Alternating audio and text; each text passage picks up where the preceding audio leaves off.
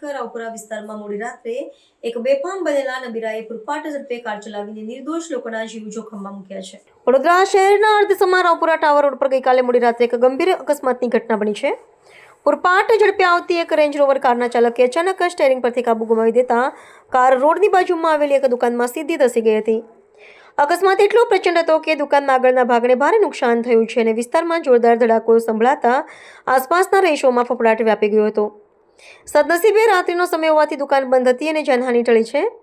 આ દુર્ઘટના બાદ કાર ચાલક પોતાની લક્ઝરી કાર મૂકીને સ્થળ પરથી ફરાર થઈ ગયો છે। સ્થાનિક લોકોના જણાવ્યા અનુસાર કારની ગતિ મર્યાદા કરતાં ઘણી વધારે હતી અને ચાલક નશાની હાલતમાં હોવાની પ્રબળ શક્યતા જોવા મળી છે। અકસ્માતને પગલે ઘટના સ્થળે લોકોના ટોળા ઉમટી પડ્યા હતા અને પોલીસને જાણ કરવામાં આવી હતી। પ્રાથમિક તપાસમાં કારની અંદરથી કેટલીક શંકાસ્પદ વસ્તુઓ મળી હોવાની પણ ચર્ચાઓએ જોર પકડ્યું છે। રાવપુરા પોલીસે આ મામલે ગુનો નોંધીને તપાસનો ધમધમાટ તેજ કર્યો છે। પોલીસ દ્વારા વિસ્તારના સીસીટીવી કેમેરાના ફૂટેજ મેળવવામાં આવ્યા છે અને કારના રજિસ્ટ્રેશન નંબરના આધારે તેના માલિકની ઓળખ કરવાની તજવીજ હાથ ધરવામાં આવી છે।